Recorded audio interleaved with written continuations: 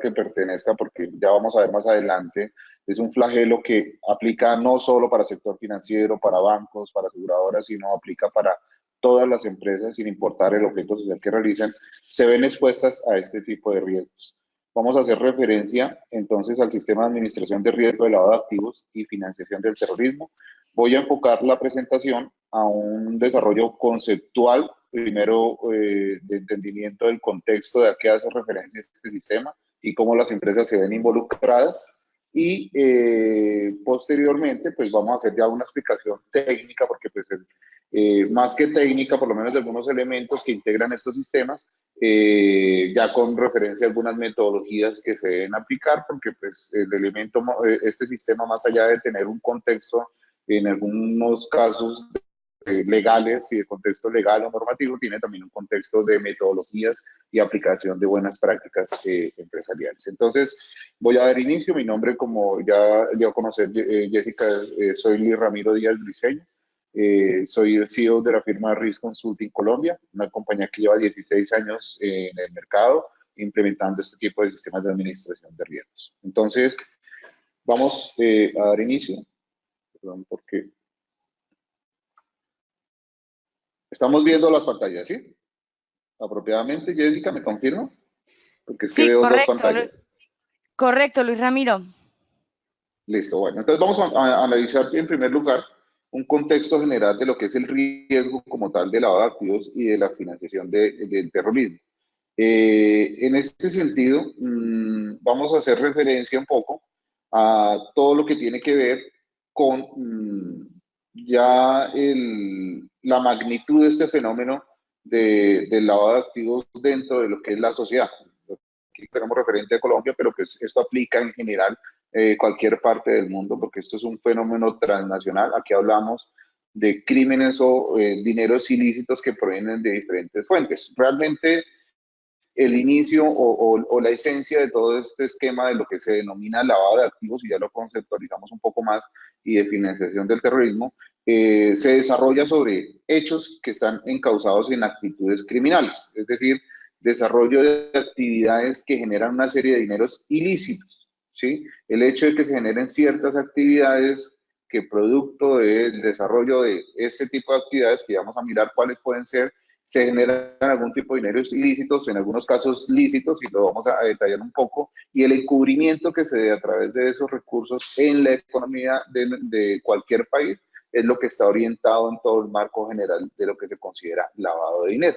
Realmente aquí entonces detrás de todo esto es una actitud criminal, hay una actitud de diferentes delitos que ya los vamos a revisar, donde lo que se busca es simplemente que esos recursos se integren a la economía, se movilicen esos recursos sin que se llame la atención. Entonces se utilizan diferentes mecanismos, hablando, digamos, ya del crimen organizado a gran escala, pues por eso es que a veces utilizan sitios como los denominados paraísos fiscales, que son países que de pronto no prestan colaboración con otros países en el intercambio de información, tienen esta connotación porque manejan una reserva de información importante y muchas personas atesoran dinero, recursos, bienes en estos países, y este es uno de los mecanismos que simplemente se utilizan para este tipo de modalidad, solo de referente.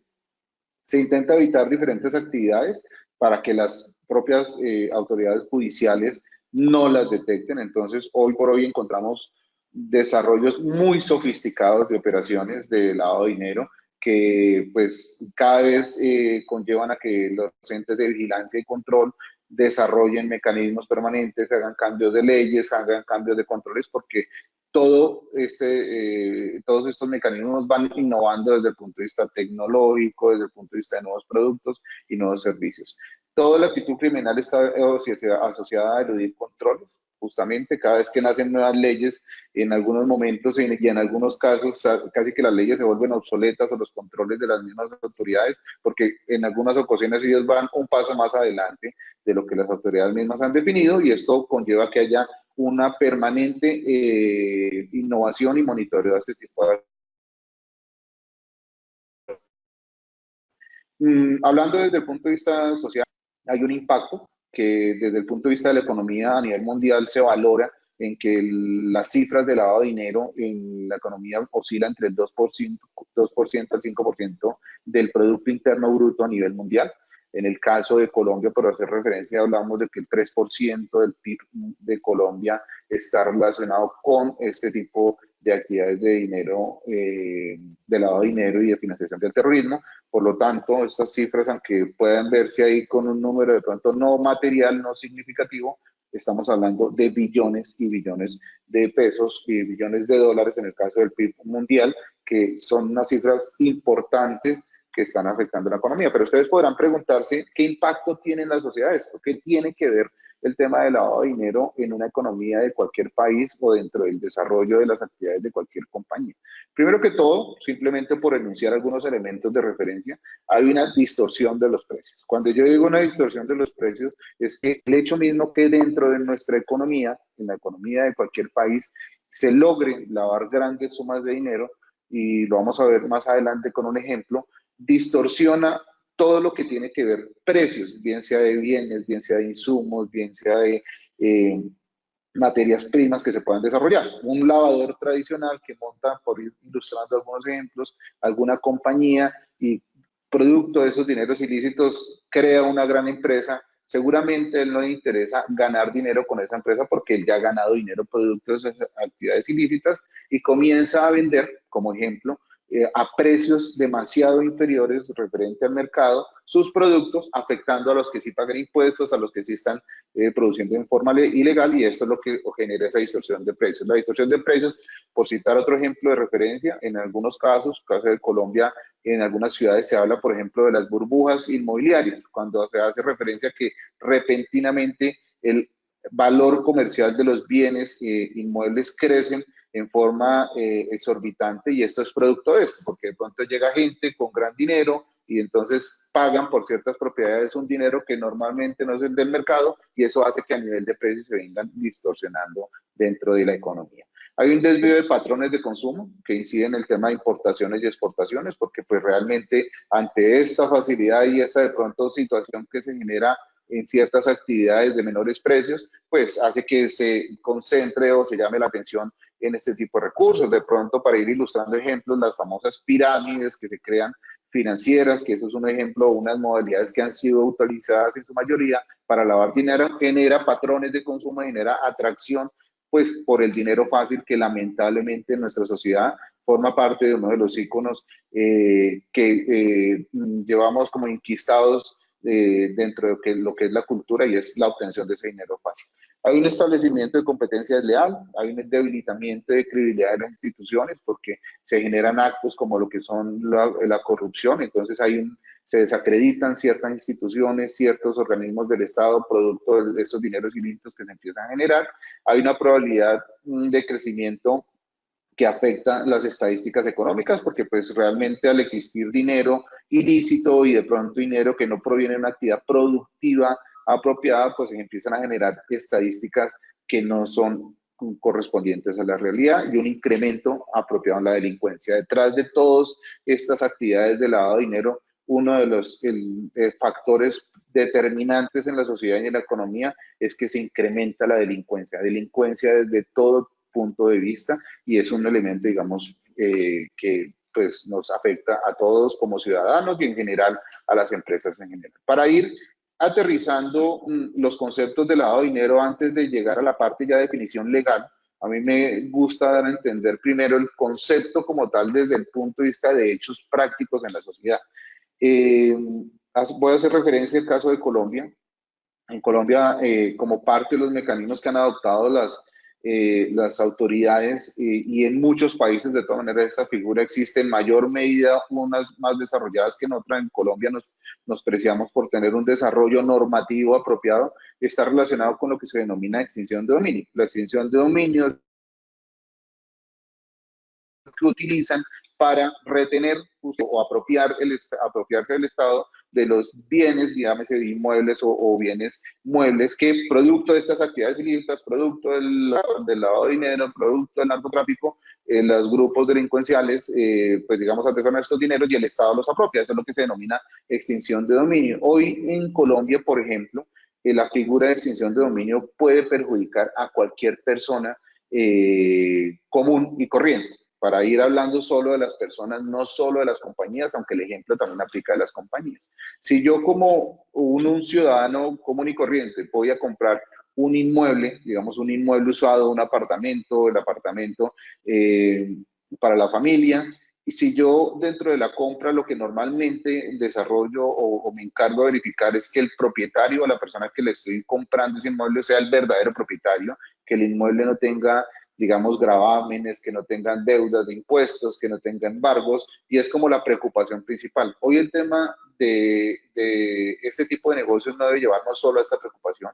Resulta que si ese inmueble, por ir citando un ejemplo de referencia cotidiano, en años anteriores, no necesariamente con la persona que me está vendiendo el inmueble, fue propiedad o fue producto o fue adquirido en algún momento con algún dinero ilícito, eso puede ser sujeto de extinción de dominio porque en Colombia la extinción de dominio es imprescriptible. ¿Qué quiere decir? Que lo que hace el Estado es decir, oiga, ese inmueble hace 5 años tuvo de pronto un propietario que producto con recursos ilícitos adquirió este bien inmueble, por lo cual es como si el inmueble ya estuviera manchado, estuviera marcado, y lo que dice de aquí para allá, las personas que han adquirido el inmueble tienen que demostrarme que han adquirido todo esto con recursos lícitos, y pues hay una situación de legal que afecta lo que es el desarrollo de las compras. En Colombia hoy ciudadanos, como yo diría, comunes y corrientes, cualquiera de nosotros, porque tengo casos inclusive de amigos, han sido objeto de extinción de dominio sin estar involucrados en temas de lavado de dinero,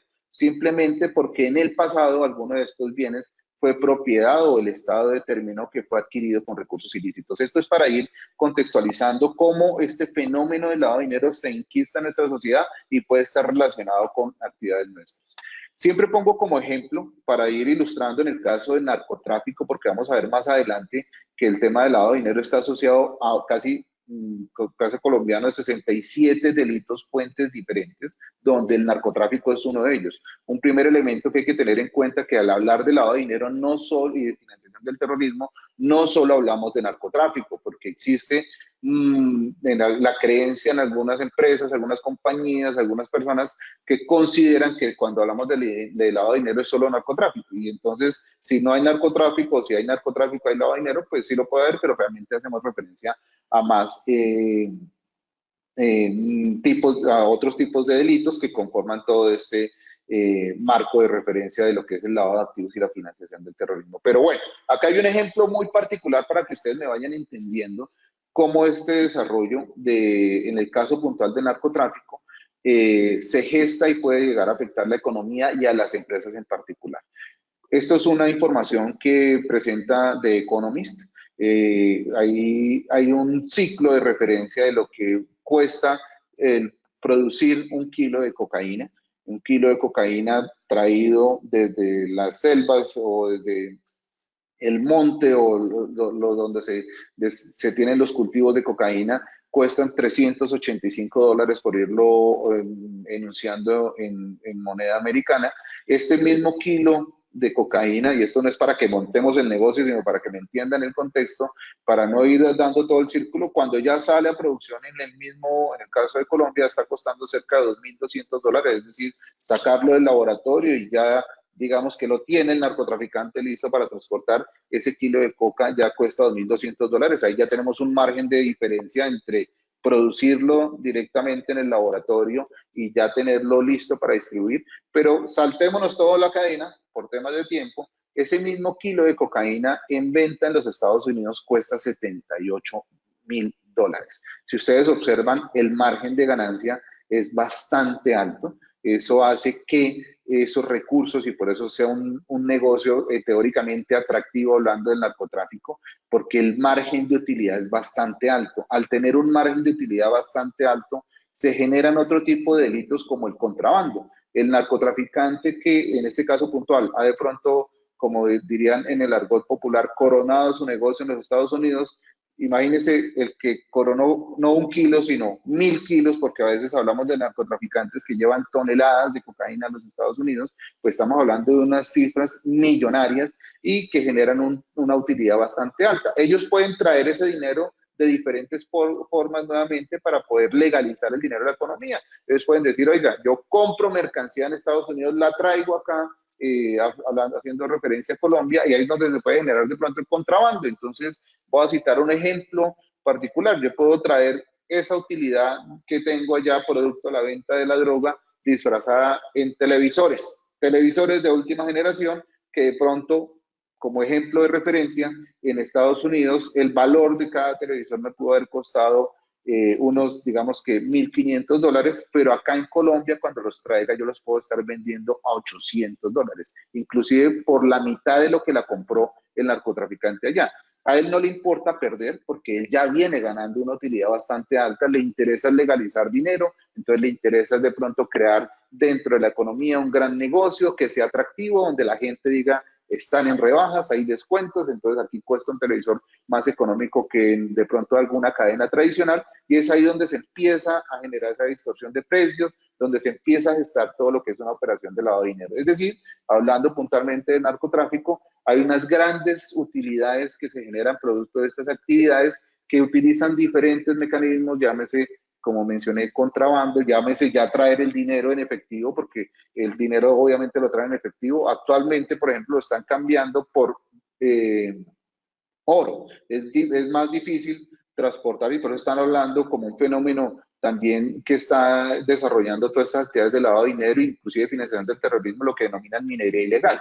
Hoy por hoy prefieren los narcotraficantes no andar con su tula de dinero, sino a veces andar con un pequeño bloque de oro que puede traducir el mismo valor de lo que le representa cargar un gran maletín, y es una forma de intercambio que se puede generar. Eso por citar algunos referentes. Ya en el tema de Occidente, pues peor es la situación, porque cada vez que el narcotráfico, digamos, incursiona en otros mercados como el europeo, pues estamos hablando de unas cifras mayores. Existe una situación particular que esto afecta a las empresas. Hoy por hoy se habla, de acuerdo a Insight Crime, que es un observatorio que tiene la Universidad de Rosario, que realiza investigaciones de todo lo que es estas actividades ilícitas, actividades criminales, y en especial en este caso con el tema de narcotráfico. Existe hoy por hoy en la economía lo que se denomina una cuarta generación de narcotraficantes. Lo que de pronto todos veíamos o estábamos acostumbrados a visualizar en las series de Netflix, como Los Narcos, como El Cartel de los Sapos, esa generación y ese tipo de narcotraficantes realmente ya no existe.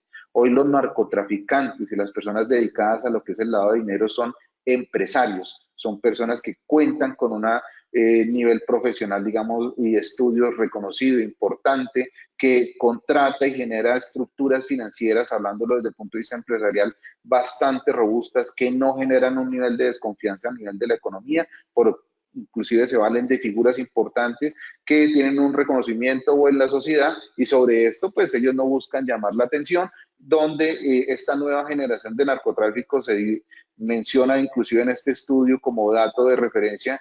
Ya ni siquiera conocen qué es utilizar un arma, una pistola como los narcotraficantes tradicionales, sino su mejor arma es un celular.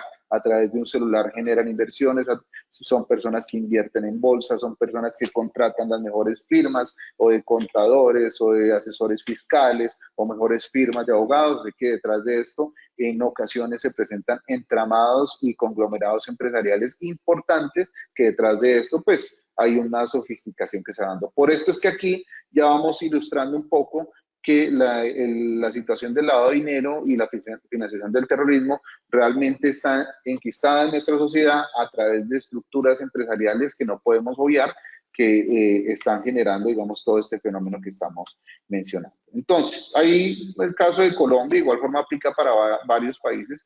En Colombia, realmente, hoy por hoy, casi todos los sectores de la economía están obligados a implementar sistemas de prevención de lavado de activos y financiación del terrorismo. Cuando digo todos los sectores, es no solo el sector financiero, la Superintendencia de Sociedades aquí en Colombia, que tiene un gran volumen de entidades que regula. Entonces aquí podemos encontrar sectores avícolas, sector manufacturero, sector comercial. Podemos encontrar inclusive en otras superintendencias como Superintendencia de Salud, donde obliga a hospitales, IPS, EPS, que ustedes pueden decir, pero ¿qué tiene que ver el sector salud con lavado de dinero? Ya lo voy a explicar. En el sector salud, por ejemplo, sí se generan operaciones de lavado de dinero. Puedo estar adquiriendo insumos, materia prima para cirugías, para todos esos grandes equipos sofisticados, estarlos trayendo de contrabando producto de negociaciones que puede desarrollar allá. El sector salud es uno de los sectores que, por ejemplo, con un delito que lo vamos a ver más adelante, se desarrollan muchos actos de corrupción y todo esto tiene que ver con lavado de dinero.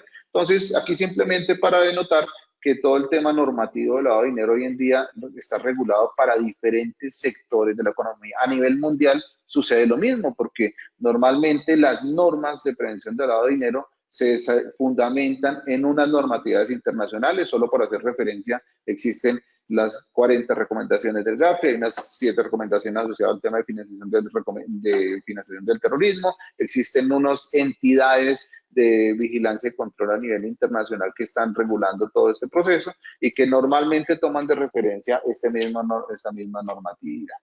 Entonces, avanzando un poco, ya ven lo que es el concepto de lo que es el término de lavado de activos. El delito de lavado de activos, solo por hacer referencia en el caso colombiano y el mismo sistema de prevención de lavado de activos, como cuando decimos SARLAF, es un sistema que está orientado al desarrollo de operaciones que buscan generar una serie de controles, lo que le dicen las normatividades y estos sistemas de SARLAF a las empresas, hablando ya particularmente de las empresas. Oiga, señor empresario, por favor usted evite relacionarse con personas que estén, caso de Colombia, involucrados a estas actividades ilícitas, que estamos hablando de 67 delitos fuentes que son considerados como delitos de lavado de dinero, insisto, no solo narcotráfico. Si ustedes de pronto visualizan que hoy por hoy uno de los elementos que tiene mayor cobertura en los medios de comunicación es el tema de corrupción.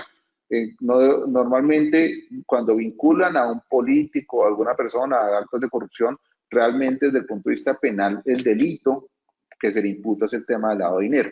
Recientemente en Colombia la evasión fiscal está considerado como un delito fuente de lavado de dinero.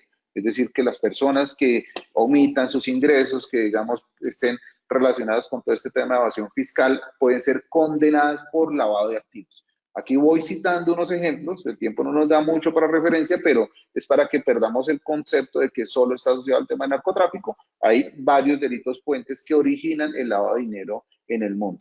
Entonces, sobre esto, hay varios, ya los expertos y los legisladores en particular han generado varios verbos que se denominan rectores para determinar lo que es la penalidad y lo que es la conducta penal asociada al lavado de dinero. Entonces hablan que el que adquiera, el que resguarde, el que invierta, el que transporte, el que transforme, el que almacene, conserve, custodie, administre y de apariencia, inclusive de ilegalidad oculta o encubra algún tipo de operación, por hablar de proveniente de actividades ilícitas, puede estar incurriendo en temas de lavado de dinero. Y aquí pues es un gráfico muy extenso, pero pues no lo vamos a entrar a detallar. Están los 67 delitos fuentes. Solo corrupción tiene cerca de 17 delitos fuentes, donde podemos hablar de peculado, fraude, subversión, concusión, cohecho, celebración indebida de contratos, enriquecimiento ilícito, prevaricato. Existen una serie de delitos entonces asociados a esto. Aquí es importante que todos tengamos presente que un SARLAF dentro de una compañía está orientado a eso, a prevenir que dentro de la organización yo me relacione, bien sea con proveedores, con empleados, con los mismos socios accionistas, donde se generen o puedan ingresar recursos provenientes de estos delitos fuentes que se generen. Entonces aquí simplemente por citar algunos ejemplos de referencia. En Colombia, por ejemplo, un empresario muy reconocido de la costa atlántica, Alex Saab, un gran empresario, dueño de constructoras, de textileras, está siendo investigado, actualmente está evadido por la justicia por ser la persona que teóricamente ha servido de testaferro para lavar cientos de millones de dólares. Para esto simplemente no lo pongo como un ejemplo amarillista dentro de lo que es la presentación, sino para que vayamos dándonos cuenta cómo dentro del sector empresarial se desarrollan estas actividades. Hoy por hoy las regulaciones no solo castigan a esta persona, a Alex Saab, que montó un emporio de empresas de pronto con dinero ilícito, sino también a las empresas con las que Alex Saab se relacionó. Y ahí la importancia de los controles y la implementación apropiada de estos sistemas. Entonces, aquí hay doble responsabilidad, no solo el que directamente comete el delito, sino el que indirectamente lo comete, y es lo que busca evitar también estos sistemas de SARLAF dentro de las empresas. Entonces, está, digamos, una serie de antecedentes asociados a esto. El caso de las FARC en Colombia, que resultaron inclusive hasta con un supermercado importante, con un volumen de ventas bastante importante, denominado Supercondi, que pues en principio está también relacionado con todo el tema del lavado de dinero que prestan este servicio. Este supermercado en particular vendía ciertos productos a unos precios inferiores al mercado. Eso es o era un supermercado muy popular, que pues la gente normalmente se veía atraída por los precios tan bajos que se presentaban, pero nunca nadie se preguntaba, ni siquiera los mismos proveedores que vendían los productos y surtían los productos para esta cadena de supermercados, por qué vendían sus productos a un precio menor, inclusive en algunos casos, porque lo tengo de referencia en algunos clientes, por debajo de lo que ellos mismos le estaban vendiendo como costo a Supercondi. El tema de corrupción está asociado fuertemente, y es uno de los elementos fuertes.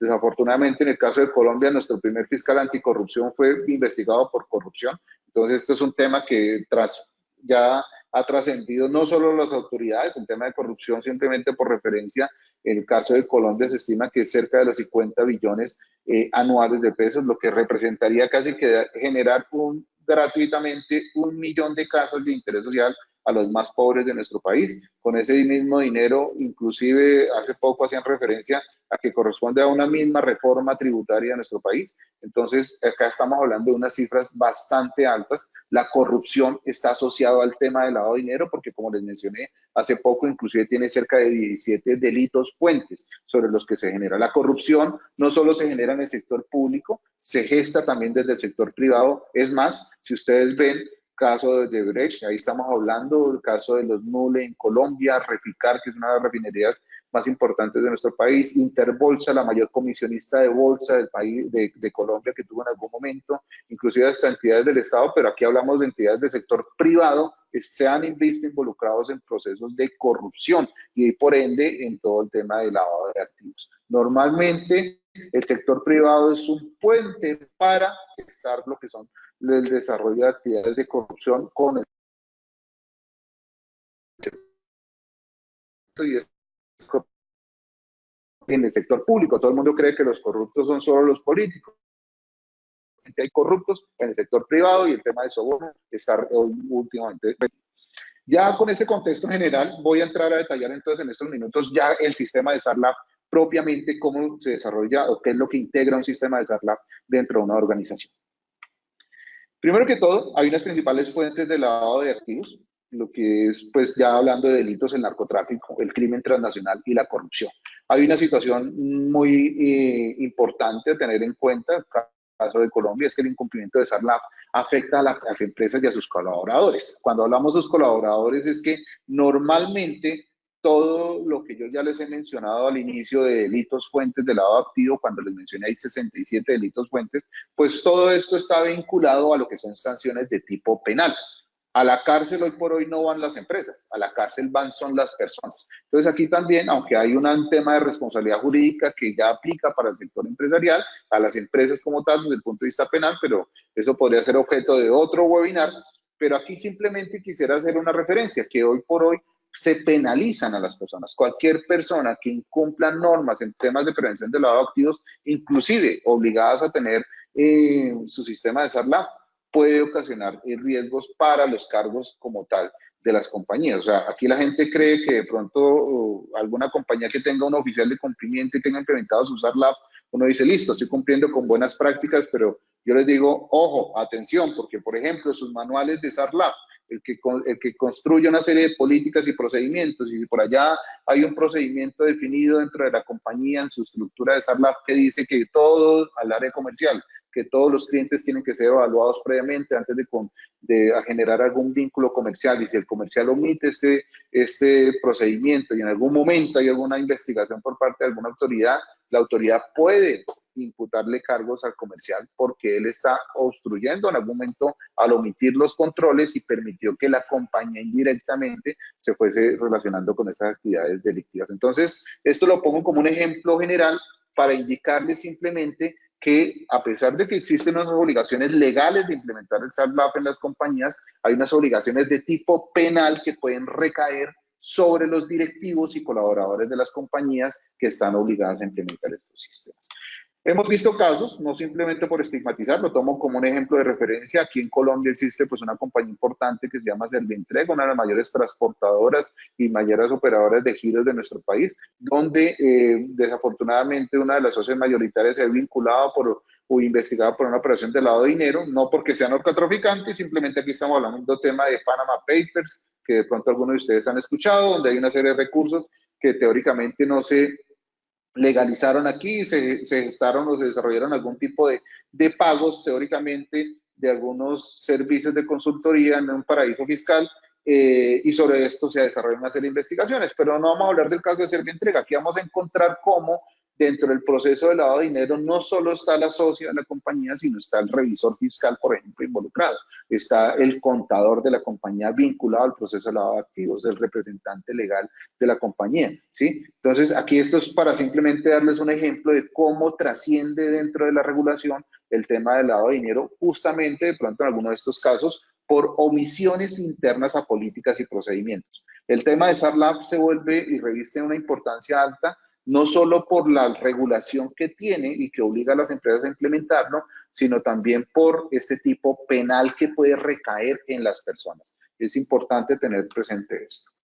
Todo el tema de SARLAF está asociado a todo lo que es prevención de lavado de activos, a todo lo que tiene que ver con la reducción de riesgos reputacionales o de mala imagen. O sea, una forma indirecta o un riesgo materializado en los temas de SARLAF es que la compañía se vea de pronto en alguna noticia, fuente pública, nacional o internacional relacionada con este tipo de actividades. El costo para Servientrega, créanme que fue bastante alto, y para Efecti como compañía el saber que su socia mayoritaria estaba vinculada a este proceso. Desde el punto de vista de imagen, desde el punto de vista comercial, muchos clientes decidieron, o inclusive que tenían montados sus sistemas de SARLAF y que manejan cero tolerancia en todo lo que es decir vincularse o relacionarse con personas que recaen en estos delitos, decidieron cortar negocios con este tipo de compañías, así que hay un efecto económico que se reduce. Algunos bancos en algunos casos deciden cancelar las cuentas, porque ellos también por tema de contagio no permiten, y si ven que una empresa de pronto vulneraron sus controles o esto, pues eso afecta el riesgo reputacional y el desarrollo de las actividades. Y para ir entrando ya técnicamente, en las organizaciones existen unos cargos que son los que normalmente se encargan, no son responsables del SARLAF como tal, sino de hacer el asesor y hacer el seguimiento de los sistemas, que se llaman los oficiales de cumplimiento. Es un cargo que se ha creado dentro de las organizaciones para todo lo que tiene que ver el seguimiento a estos sistemas. Hay una estructura que cualquier sistema de SARLAF debe tener, y se los voy a describir brevemente.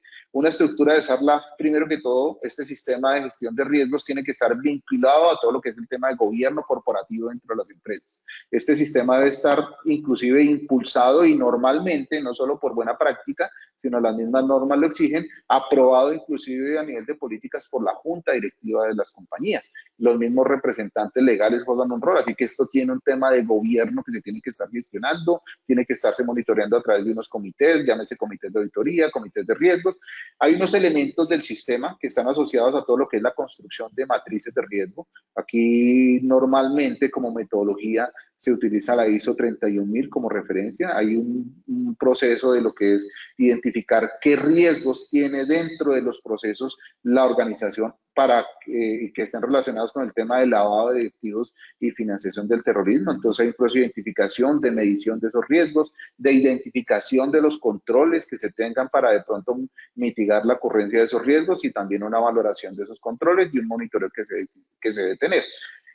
Todo SARLAF tiene unas etapas también, unas etapas del sistema que están relacionadas con todo lo que son políticas y procedimientos. Normalmente se construye un manual de SARLAF como un gran referente a nivel interno dentro de la organización, y en este manual están contenidas una serie de políticas a nivel comercial, a nivel de compras, a nivel de gestión humana, a nivel de todo lo que es la parte operativa, a nivel tecnológico, que en principio estos controles, estas políticas están relacionadas con los controles que se han determinado, y es donde la Junta, porque normalmente estos manuales son aprobados, simplemente define las directrices a nivel interno. Existen también obviamente procedimientos que se estructuran, algunos ya están creados dentro de las compañías, simplemente lo que hacen es adicionar controles dentro de lo que se tiene. Entonces, Hay unos niveles de responsabilidad. Este es un marco de referencia general. Normalmente los accionistas son los socios comprometidos desde el punto de vista de regulación y desde la legislación. Hay un consejo directivo o junta directiva que es el que normalmente aprueba absolutamente todo lo relacionado con el sistema de prevención de lavado de activos. Cuando digo todo es que aprueba las políticas que deben adoptar los colaboradores de cada compañía, aprueba las metodologías de referencia, aprueba todo lo que son los mecanismos internos que se tienen definidos para que se estructure un buen sistema de SARLAP. Hay un representante legal que toda compañía lo tiene y normalmente se le asigna la labor de brindar acompañamiento y brindar los recursos suficientes para que dentro de la organización, de acuerdo a la naturaleza de cada empresa, de acuerdo al tamaño de cada compañía, porque este sistema de SARLAP, como mencionaba Jessica al inicio, pues esto no es, aquí no hay una forma única que uno pueda decir, no, un banco tiene un SARLAP diferente a lo que tiene una empresa manufacturera, a lo que tiene una pyme, a lo que tiene cada compañía, dependiendo de su objeto social, a su tamaño, de la naturaleza de sus operaciones, estructura su propio sistema de SARLAP.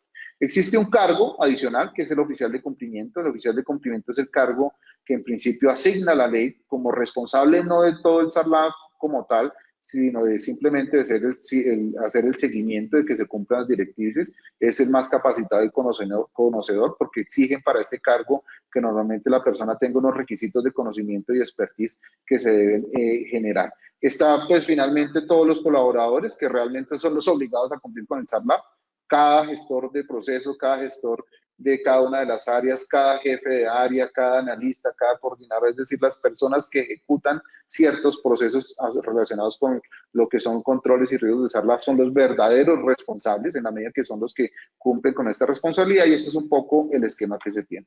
Entonces, a nivel de SARLAP, esto es lo que se busca, un blindaje desde el punto de vista empresarial, casi que proteger la marca, proteger el buen norme y eso es lo que se tiene. Voy a explicar en estos últimos minutos brevemente los controles que normalmente se tienen establecido por términos de tiempo, pues simplemente los voy a enunciar.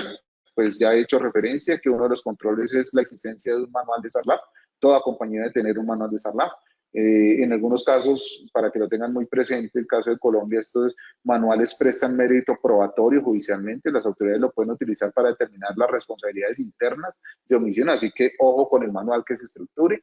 Debe haber un conocimiento de lo que se denomina debida diligencia, un conocimiento apropiado de todas las personas con las que se relaciona la compañía. Conocimiento de clientes, proveedores, de socios y empleados son elementos de referencia. Uno de los controles también importantes tiene que ver con la validación de listas. Hoy por hoy existen mecanismos que permiten verificar antecedentes de todos los terceros con los que se relacionan y este es un elemento de control que se debe tener. La construcción de matrices de riesgo es un elemento de referencia que forma parte de lo que son los controles que tienen que tener estructurado. El reporte mismo de personales o sospechosas, las empresas obligadas a reportar a entidades como la UIAF, Unidad de Inteligencia y Análisis Financiera, UIF, que llaman en algunos otros países, es una entidad a la cual se le reporta el sector empresarial y diferentes sectores centralizan información relacionada con hechos sospechosos que se presenten dentro de las organizaciones, bien sea con sus proveedores, con sus empleados, con los mismos socios o accionistas, con los clientes, y hay una central de información que se encarga de presentar esa información. Ahí, para ir finalizando, sé que tengo 40 minutos, me robo 2 últimos minutos. Los procesos comerciales, pues normalmente tienen que estar vinculados a lo que son los controles, en la medida que se tienen que ir identificando apropiadamente con qué clientes se contratan y quiénes son las personas que se vinculan dentro de la compañía. Las áreas de compras, que son uno de los factores de riesgo importante en la medida que vinculan proveedores, inversionistas o socios. El tema de manejo de efectivo, ahí tienen que existir controles asociados con el posible efectivo que se maneje dentro de las compañías. No es usual estar comercializando grandes sumas de dinero y recibiendo grandes sumas de dinero. Recordemos que uno de los temas de lavado de dinero es que cuentan con mucho efectivo y que buscan regularizarlo. Hay unos controles que se deben manejar desde el punto de vista de archivo y desde el punto de vista de proveedores en todo lo que tiene que ver con compras. Y finalizo con la labor importante que desarrollan los auditores. Los auditores son uno de los mecanismos importantes en los sistemas de SARLAB, la auditoría, para todo lo que es el monitoreo y el cumplimiento de esas políticas y la detección ya desde el punto de vista de la técnica de auditoría de pronto de hechos inusuales que puedan estar afectando a la organización. Las reuniones periódicas a la junta directiva, normalmente los oficiales de cumplimiento reportan informes a esta junta directiva y todo lo que es la junta tiene que pronunciarse sobre este tipo de acciones. Y finalizo con un tema de capacitación y divulgación interna que se tiene que dar dentro de las organizaciones, es decir, que un apropiado sistema de SARLAB no solo tiene que estar bonito, empastado en manuales a color, full color y con buenos logos bien impuestos en sus diseños, sino que tiene que estar en el ADN de la compañía, de sus colaboradores y tiene que estar intrínseco dentro de todo lo que es la gestión que cada uno realiza desde el rol de la organización. Esto es un breve resumen, es un tiempo que de todas maneras he tratado de respetarlo, me pasé 2 minutos, pero es un tema que da para mucho más. Simplemente quise contextualizarlo a nivel general, así que les agradezco mucho por su atención. Quise tratar de hacer la presentación un poco conceptual, como se pudieron dar cuenta, no entrando en tanto rigor con la parte legal, porque creo que es la mejor forma de ir entendiendo este fenómeno.